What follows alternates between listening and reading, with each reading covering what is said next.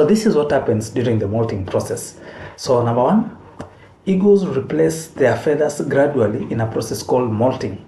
Unlike ducks or geese, which lose all their flight feathers at once and become flightless, eagles molt slowly over several months, over several months, ensuring they can always fly and hunt.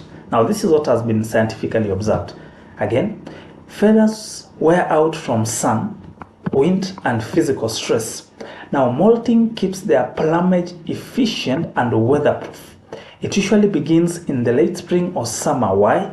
Because at that point, the food is abundant. Because you don't want to die in your molting. I mean, that would make no sense. Now, this is how it works. So, symmetrical replacement.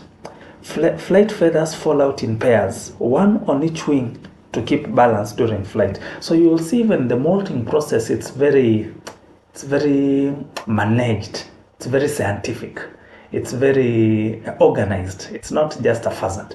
So number one, flight feathers fall out in pairs, one on each wing, to keep balance during flight. Again, number two, primary feathers first. Now long outer wing feathers go first, then secondary, and then tail, and finally tail feathers. So there is a science, there's a what do you call this?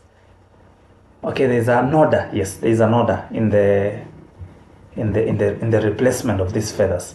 Then there's also the continuous removal. Now eagles may take 2 to 3 years to fully replace their set of feathers. So as you can see, it's not something which takes place in a short time. It's something which takes place over a series of time, and that's why that myth cannot stand, because then the eagle will die from starvation if it was to take 2 to 3 years to wait for the beak to grow, to wait for the feathers to grow, and then to resume hunting. The beast will die. Practically the eagle will die in the sense of in the aspect of renewal.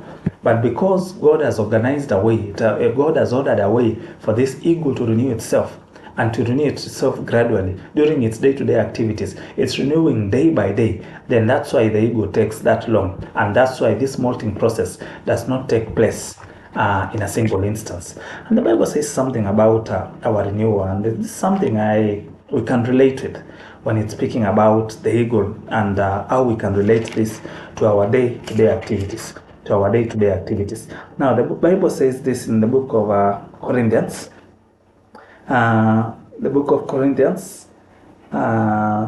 Corinthians, and this is First Corinthians, not first, but Second Corinthians, chapter number 4, and verse number 16.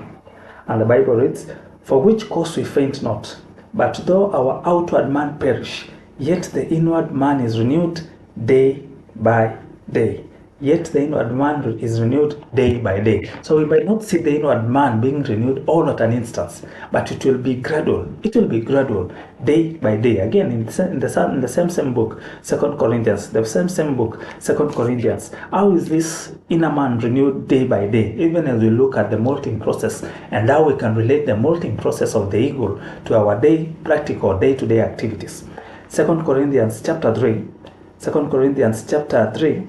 And verse number 18.